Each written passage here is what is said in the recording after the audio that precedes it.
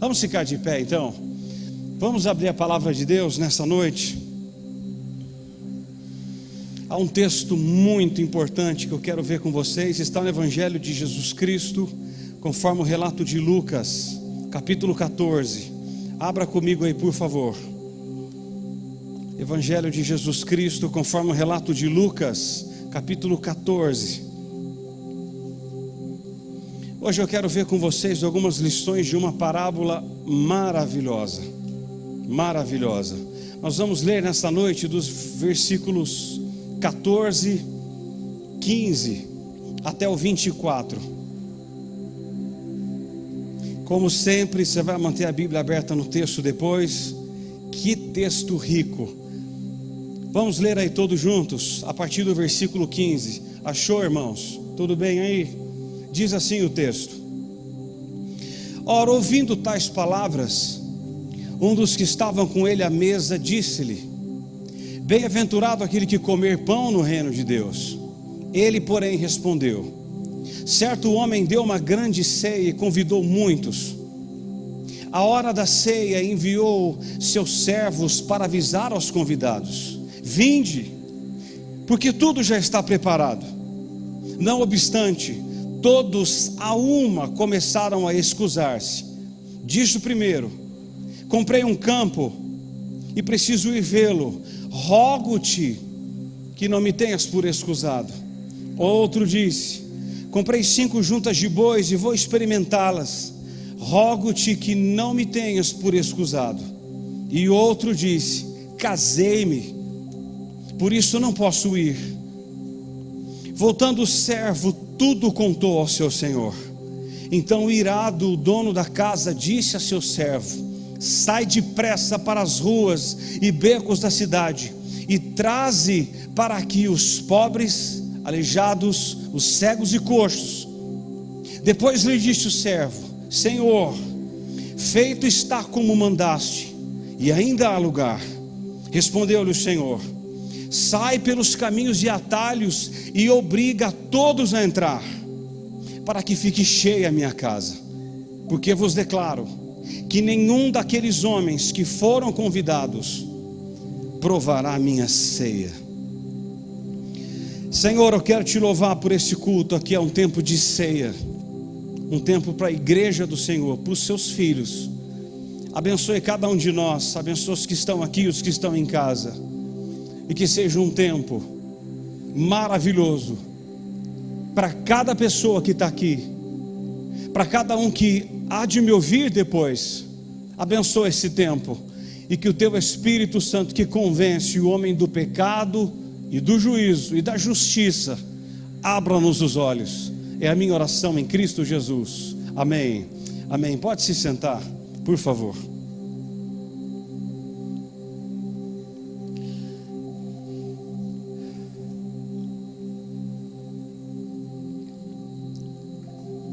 Irmãos, quando um dos convivas ouviu sobre a bem-aventurança da ressurreição dos justos, expressou um vívido entusiasmo daqueles que se assentarão a banquete, a sala do banquete do reino, no versículo 15. Diz Lucas 13, 28, que nós não lemos, que o povo judeu imaginava que um dia estaria presente no banquete do reino com eles, e lá estaria sentado Abraão, Isaque e Jacó. Sua efusividade, entretanto, estava cheio de engano, pois quem proferiu essas palavras julgava que ele e seus pares, fiados de sua justiça própria, estariam nesse banquete. Jesus então corrige o engano desse homem, contando mais uma parábola para falar acerca da festa da salvação. Irmãos, há algumas coisas maravilhosas aqui nesse texto, e nós vamos ver sem muita pressa, porque hoje temos um pouco mais de tempo. Vamos deixar um pouquinho para a ceia. Eu ia pregar um outro texto, e no final de tudo eu mudei. ia pregar sobre o Espírito Santo em João 16, o Senhor me disse: não é hora. A primeira lição que eu aprendo aqui está no versículo 16, é que o banquete da salvação é uma festa e não um funeral. Certo homem deu uma grande ceia. Deus preparou um grande banquete no seu reino e convida todos a cear. A salvação é um banquete, uma festa que Deus preparou para os seus convidados. A vida que Deus oferece é de alegria e de salvação, de celebração. A vida cristã, amados, não é um funeral, mas um banquete. Apocalipse 19:9 nos diz que o céu é comparado a uma festa das bodas do Filho do Rei, ao qual nunca vai acabar. Será a festa das bodas do Cordeiro. A vida que Cristo oferece a você e a mim é uma vida superlativa, maiúscula e abundante. Ser cristão não é ser privado de alegrias, mas usufruí-las em sua plenitude com Cristo, todos os dias. Todos os dias. Essa mesa não é um funeral, é um banquete. Segundo, diz os versículos 16 e 17 que o banquete da salvação é preparado por Deus e oferecido a todos. Olha o 16: e convidou muitos. A hora da ceia enviou seu servo para avisar os convidados: vinde, porque tudo já está preparado. Todo o banquete foi preparado por Deus. O homem é convidado para o banquete que Deus preparou. O homem não coopera com Deus na salvação. Toda a salvação é obra de Deus. É Deus quem regenera, é Deus quem justifica, é Deus quem santifica, é Deus quem glorifica. Tudo provém de Deus. Tudo.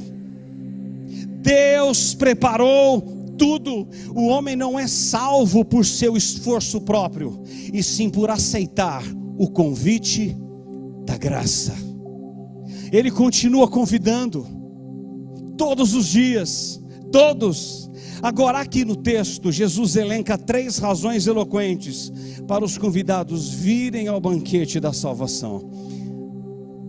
Primeira razão está no versículo 17. Jesus diz: porque tudo já está preparado. Tudo. O pão da vida já está à mesa. A água da vida já está disponível para todo que tem sede. As vestes alvas do linho finíssimo da justificação já foram dadas para entrarmos no banquete.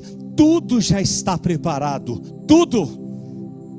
Segundo, porque todos estão convidados. Diz o versículo 17 que todos convidou. Diz o versículo 21 que ele diz: trazei aqui os pobres, os aleijados, cegos e coxos. João 1:11 e 12. Jesus veio para os seus, mas os seus não receberam. E ele diz no 12: mas todos quantos o receberam, deu-lhes o poder de serem feitos filhos de Deus. A nação de Israel não reconheceu o tempo de sua oportunidade, por isso rejeitou o Messias. Então diz o versículo 21 que lemos, que os pobres, aleijados, cegos e coxos foram trazidos. Irmãos, havia pressa nesse chamamento feito pelas ruas e becos da cidade. A pressa é a mesma. Ele continua chamando com a mesma pressa. Tiago 2,5 diz que Deus não discrimina ninguém e Ele não faz acepção de pessoas. Eu já tenho dito isso nesses sermões de Jesus. Ele continua chamando prostitutas, assassinos, continua chamando os cegos, os aleijados. Em Cristo não há acepção. Ele chama. A pressa é a mesma. Os errantes e cansados das caminhadas da vida podem entrar na mesa farta do reino de Deus. Todos estão convidados. Todos. Ele continua chamando nos hospitais aqui de Londrina.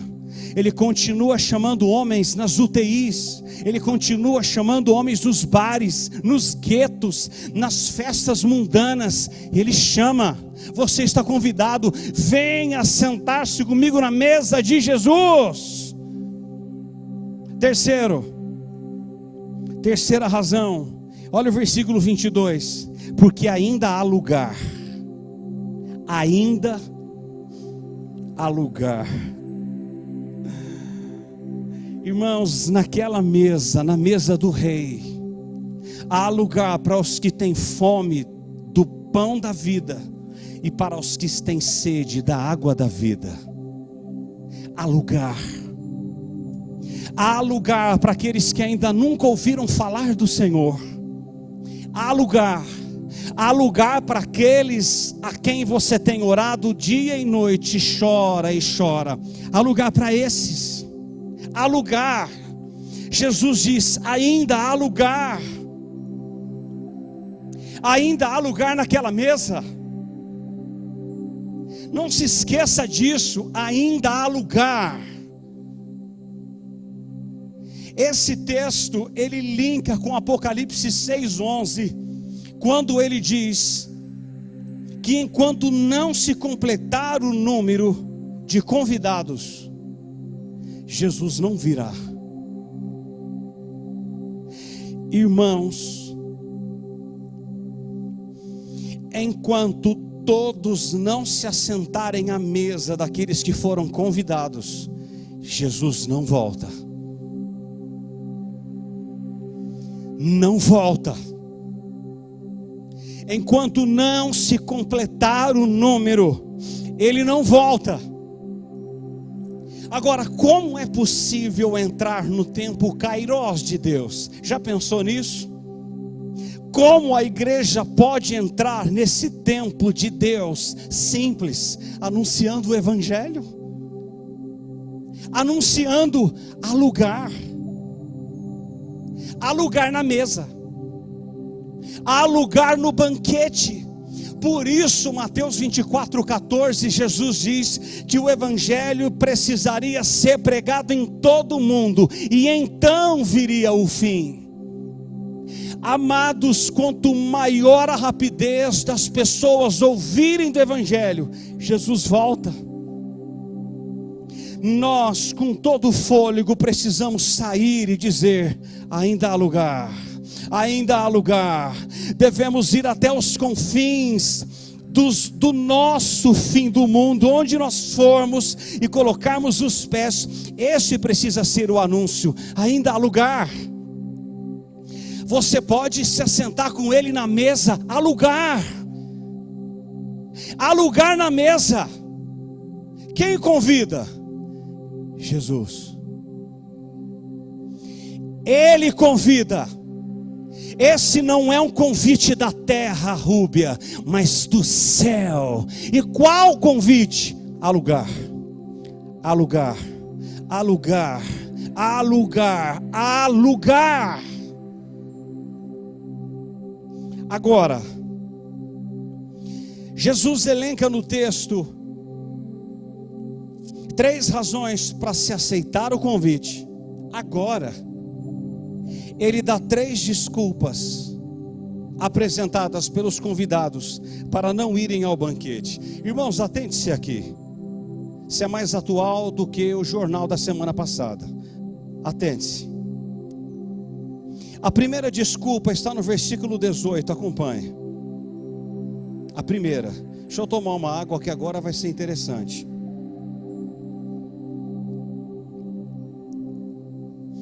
Olha a primeira desculpa dos convidados. Eu não vou porque eu tenho coisa melhor para ver. 18. Comprei um campo e preciso ir vê-lo. Irmãos, isso aqui é muito atual. É muito. Olha, eu não posso. Não vou poder. Só que o mais interessante é que ninguém naquele tempo compraria uma terra sem antes vê-la. Sabe o que está acontecendo aqui? É desculpa esfarrapada. É óbvio que um homem não compraria uma terra sem antes vê-la. Então ele está dando desculpas para não ir ao banquete. Eu não posso ir. Irmãos, quando uma pessoa não quer fazer algo, qualquer desculpa serve. Esse convidado tinha tempo para ver sua propriedade, mas não tinha tempo para Deus. Não havia nenhum pecado em comprar terreno em vê-lo, mas ele já havia visto, e ele quis voltar. E quando terrenos ocupam o lugar de Deus em nossa vida, tornam-se ídolos. Coisas podem tornar-se ídolos. Eu não vou, porque eu tenho coisa melhor para ver. Olha a segunda desculpa, está no versículo 19. Eu não vou, porque eu tenho coisa melhor para fazer. Olha o 19. Comprei 5 juntas de bois e vou experimentá-las. Esse convidado tinha que experimentar seus bois. Agora vamos pensar comigo uma coisa. Se esse homem tivesse tido dúvida séria sobre a excelência dos animais, ele não teria pago por eles. Ou seja, ele já havia visto os bois. Ele não precisava experimentá-los, porque ele já havia feito isso. Ele deu desculpas. E mais, quanto a experimentá-los, ele podia fazer isso um pouco mais tarde, se assim o quisesse. Ele estava ocupado demais com afazeres, negócios e lucros. Quantas pessoas hoje, muitas, preferem riquezas e deixam o banquete da salvação. Olha, eu tenho coisa melhor primeiro para ver. Depois eu tenho coisa melhor para fazer. Você tem alguma coisa melhor para fazer? Irmãos, isso é atual demais. Saiu ontem no Correio de Londrina. Terceira desculpa, está no versículo 20. Olha, eu não vou, porque eu tenho coisa melhor para desfrutar. Olha o 20. Casei-me, por isso não posso ir. Olha, sabe como é que é? Eu me casei, eu não posso ir. Sabe o que é mais interessante aqui? É que uma vez que envolviam preparativos elaborados, os casamentos judaicos não eram um compromisso feito de última hora.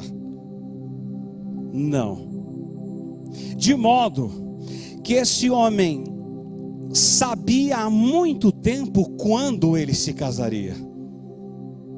E mais, Deuteronômio 24:5 nos diz que o homem que se casasse, ele ficaria dispensado do serviço militar por 1 ano. Ou seja, desculpa. Irmãos, o casamento é uma experiência maravilhosa, mas rejeitar o convite da salvação por causa de um casamento é uma grande insensatez. Esse convidado perdeu as bodas do céu por causa das bodas da terra.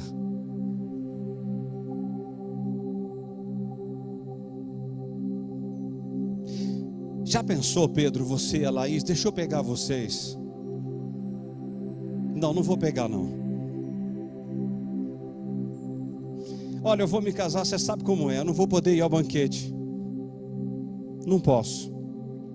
Olha, eu comprei bois, eu preciso vê-los, experimentá-los. Eu não tenho como ir. Eu tenho coisa melhor para desfrutar, para fazer e para ver. Muitos trocam a vida eterna por compromissos sociais. Preciso viajar. Eu não tenho nada contra viajar, que eu não viajo há 8 anos. Aleluia. Tenho nada contra viagens. Eu espero muito tirar férias. Eu não descanso há 8 anos. Olha, eu não posso ir porque eu preciso me casar. Uma vez eu estava na Assembleia de Deus pregando para jovens. Tinham 700 jovens, tudo pegando fogo. Ele disse assim para eles: qual de vocês, por mais ávido que esteja, prefere as bodas da terra às bodas do céu? O povo caiu em lágrima, que não estava entendendo nada.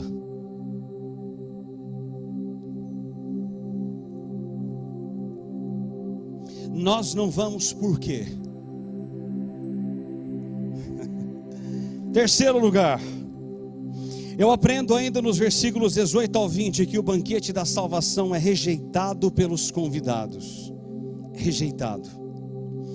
Irmãos, o costume daquele tempo determinava que os convidados para o banquete fossem avisados previamente do dia e não da hora. Aí nós entendemos Mateus 25, da parábola das virgens. Aquele é um casamento judaico. Jesus viria, mas ele não avisou quando. Todas dormiram. Quando tudo estava colocado à mesa, o anfitrião enviava mensageiros aos convidados a chamá-lo à festa. Ou seja, era um duplo convite. Ele os avisava do banquete, e quando tudo já estava pronto, avisava que estava pronto. Era um duplo convite. Duplo. Eles eram avisados 2 vezes. E detalhe, essas pessoas aqui do texto já tinham se comprometido a comparecer. Já tinham. Nós vamos. Irmãos, isso me mostra o tamanho do amor de Deus ao pecador. Ele convida uma vez, e ele convida 2. Está pronto, vamos. Levante-se, está pronto, vamos. Há um duplo aviso. Aí nós entendemos Isaías 55:1. Ah, todos vós que tendes sede, vinde às águas, e vós que não tendes dinheiro, vinde e comprai, sem dinheiro e sem preço, vinho e leite. Os convidados, depois de darem um sim ao convite prévio, agora dizem não, através de desculpas infundadas. Eu já disse, mas a repetição é pedagógica. Ninguém compraria uma terra sem antes vê-la. Ninguém compraria bois ao arado sem antes experimentá-los. E o jovem casado poderia levar sua esposa ao banquete. Ele não quis. Não quis. São muitíssimas as desculpas que ainda hoje damos e apresentamos pretextos a negar-se a receber o convite da salvação. Hoje à noite é mais um convite. Essa mensagem evangelística, né, irmã Dalcimar? É mais um convite. Quarto lugar, ainda dos versículos 18 ao 20, preste atenção aqui. Nem sempre o que afasta os convidados do banquete da salvação são coisas más. Porque diz o texto que eram campos, bois e casamento. Isso são coisas boas. Notaram isso aí no texto? Não há nada de errado em comprar um campo, juntar bois e casar-se. Todas essas coisas boas eram boas em si mesmas. Agora, quando as coisas boas nos impedem de receber o convite da salvação, elas tornam-se estorvos para a nossa alma.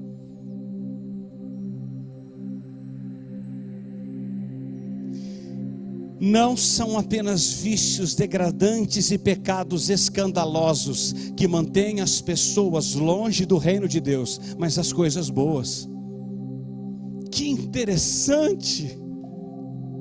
Irmão, Jesus diz em Mateus 24:39, em seu sermão profético, que quando ele voltasse, as pessoas estariam vivendo como a geração de Noé. E como? Comendo, bebendo, casando e dando-se em casamento. Assim estarão vivendo as pessoas, nós, quando Jesus voltar. Detalhe, que há mal, há algum mal nessas coisas? Em comer, beber, casar e dar-se em casamento? Não há nenhuma. Agora o grande problema é quando essas coisas tomam o nosso tempo, a ponto de não darmos prioridade ao convite da graça, e elas tornam-se embaraços para a nossa alma. Esses homens fizeram da bênção um ídolo. Eu vou repetir: é possível fazermos da bênção de Deus um ídolo.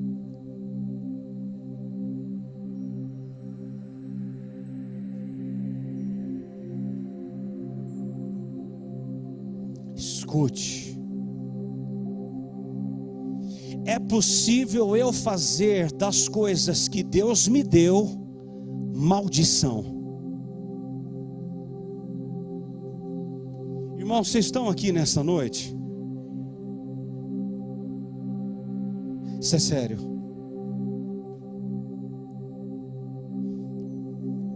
Muito. Aquilo que seria uma bênção, campo, bois e casamento, é transformado numa maldição na vida dessas pessoas, porque eles negam o convite da graça por causa das coisas. Quinto lugar, eu aprendo no versículo 21, a última parte, que o banquete da salvação é oferecido aos que são considerados indignos. Irmãos, eu amo o evangelho, eu amo Jesus, amo de muito, muito. Eu vou repetir esse ponto, presta atenção. Eu gostaria tanto que vocês anotassem, porque amanhã de manhã vocês vão esquecer. John Stott disse algo maravilhoso, que o papel mais amarelado e velho é melhor do que a mente mais prodigiosa. Você esquece. Mas vamos repetir, é pedagógico. Há professores aqui, sabem que a repetição é pedagógica. Quinto, o banquete da salvação é oferecido aos que são considerados indignos. Olha o 21, a última parte. Sai depressa pelas ruas e becos da cidade, e trazei para aqui pobres, aleijados, cegos e coxos. Os convidados não quiseram ir, dando as mais diferentes desculpas. O anfitrião então manda ir à cidade e convidar aqueles que não fariam resistência. Os pobres não tinham como comprar juntas de bois.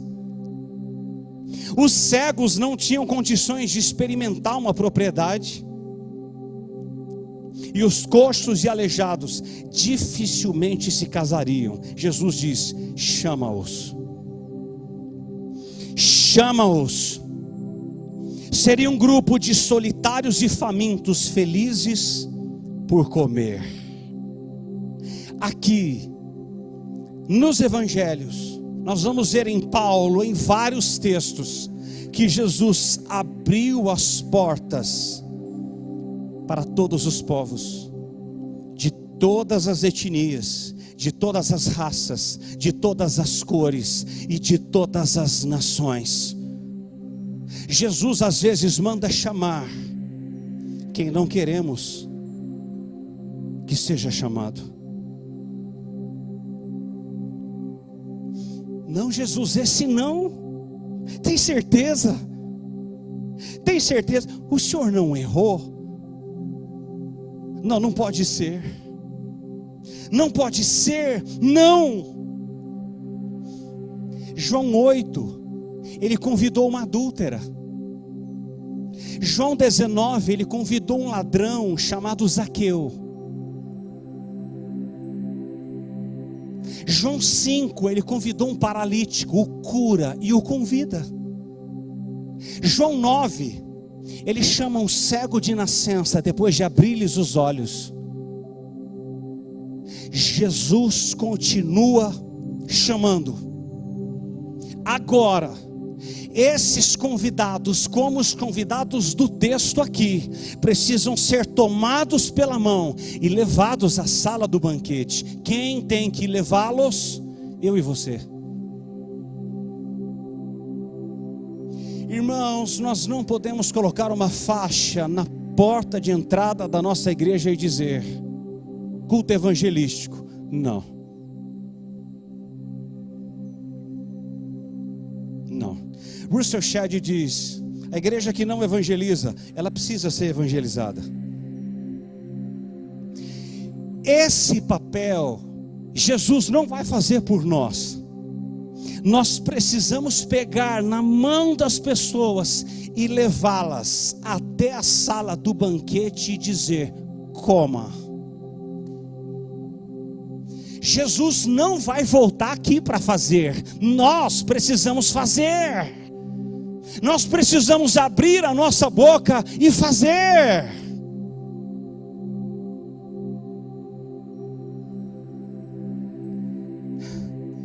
Ai, Jesus. Alguém as leva ou perecem. Alguém as busca ou perecem. É a mesma questão do texto. Pobres, aleijados, cegos e coxos, ou eram levados, ou não havia esperança para eles. Irmãos, nada mudou. Ou pessoas são levadas a Cristo, ou não há esperança para elas. Nós precisamos agir, falar, nos movimentar. Olhem quantos estamos aqui nessa noite. 2021, a nossa igreja vai triplicar de quantidade de membros. Ela vai crescer demais. Sexto,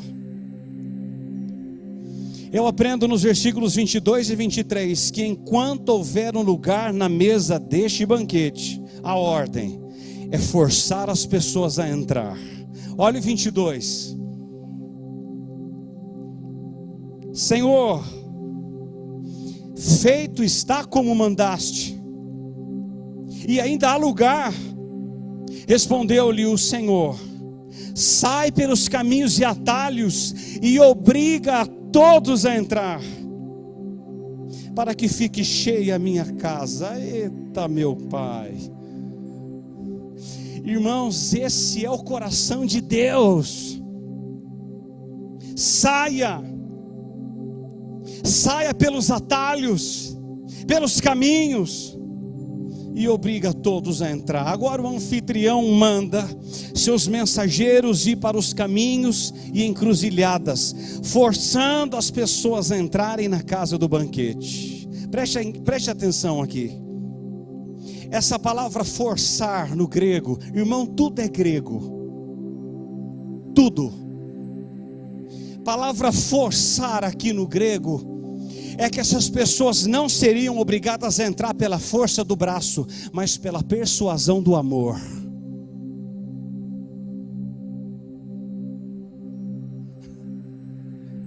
Ele é maravilhoso. Chame-os, passe pelos caminhos e guetos e force-os a entrar, mas não pela espada, mas pelo amor. Quantas vezes eu quis ganhar pessoas para Jesus pela força do braço? Você já fez isso alguma vez? Você já perdeu a paciência em evangelizar alguém e a mandou para os quintos dos infernos? Já fez isso alguma vez? Olha, você quer saber de uma coisa, irmão? Eu cansei de te evangelizar, vá para o inferno. Você já fez isso alguma vez?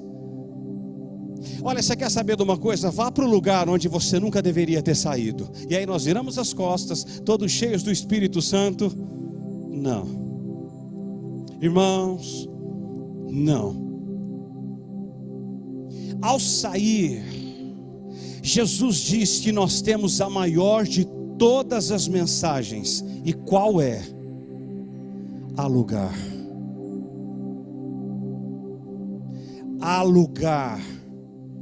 E não é em qualquer mesa, é na mesa do banquete. Há lugar, há lugar, há lugar. Obrigue. E porque Ele manda obrigar quem vir? Pobres, aleijados, cegos e coxos. O sentido aqui, irmãos, é que andarilhos em tais lugares exigiriam muita resistência para serem convencidos a entrar realmente no banquete. Então Jesus diz: force-os,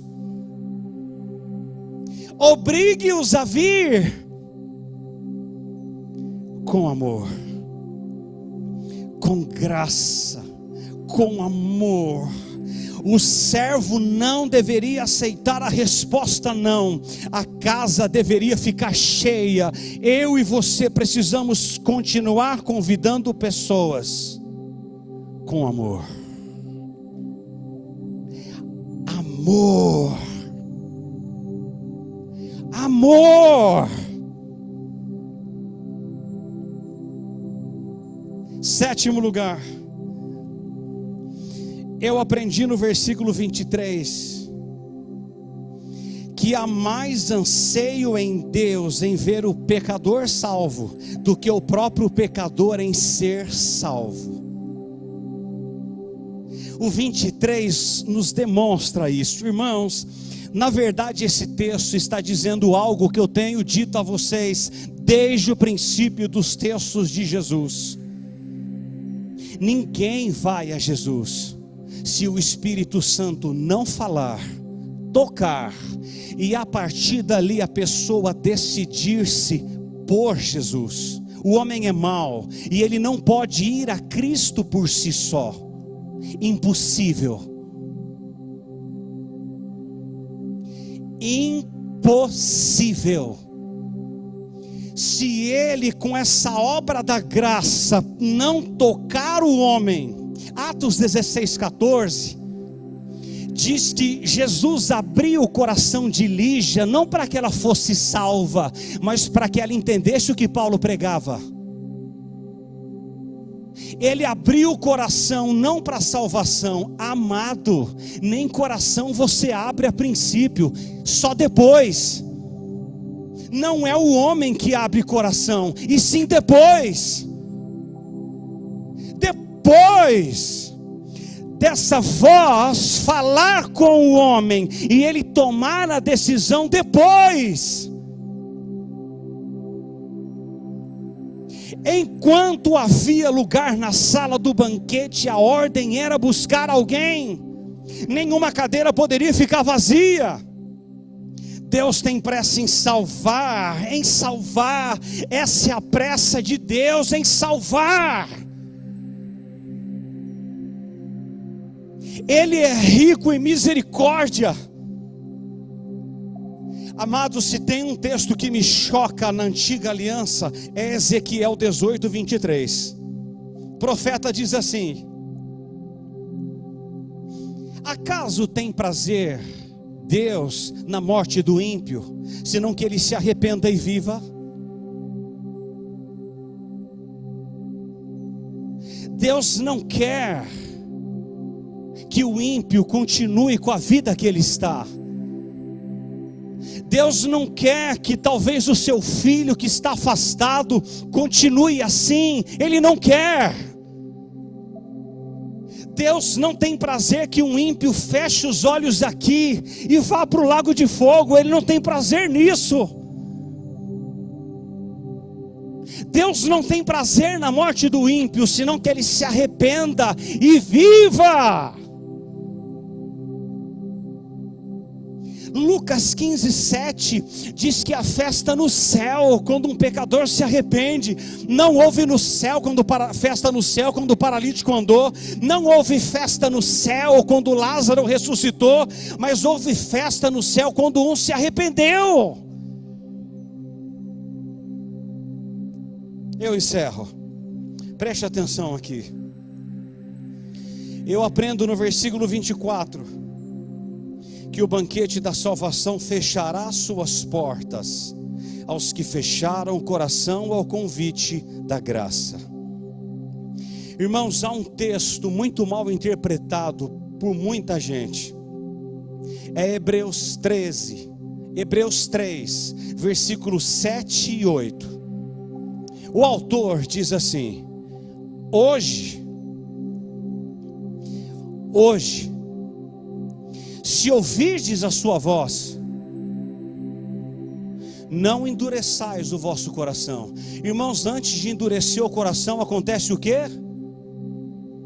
Ouvir. Deus sempre fala, e a partir da sua fala, você se decide.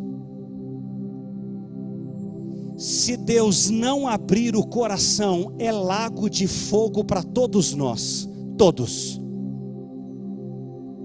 Se Deus não tocar no indivíduo pecador que éramos nós, se eu não fosse tocado por Ele lá naquela rádio, há anos atrás, eu fazendo programa de rádio me achava supra-sumo. Se Deus não mandasse o Marcelo Ribas, da Assembleia de Deus, para falar sobre Jesus para mim e para a Luciana, sabe talvez onde eu e ela estávamos? Com um pé no lago.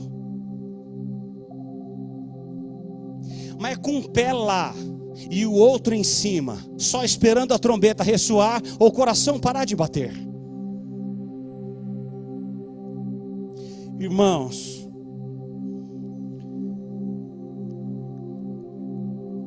a rejeição da oferta da graça implica em execução do juízo. Implica. O que me chama a atenção aqui é que os fariseus e escribas estavam rejeitando a oferta da salvação bem na frente deles, encarnada na pessoa do Messias, enquanto os desprezados da sociedade, bem como os gentios, estavam entrando na sala do banquete.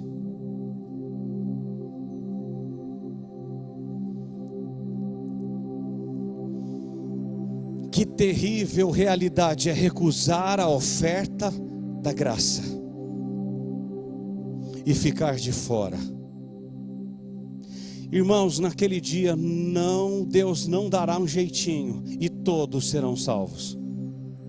Eu fiz um trabalho da pós-graduação sobre um teólogo chamado Karl Barth. Eu apresentei um trabalho na pós-graduação sobre esse indivíduo, e ele cria piamente que no final da consumação dos séculos, até Satanás e os seus anjos seriam salvos. Ninguém seria condenado. Ninguém. Todos serão salvos, dizia ele. Mas não. Há oportunidades que, uma vez perdidas, não podem ser mais recuperadas. Portanto, o dia para entrar na sala do banquete é hoje.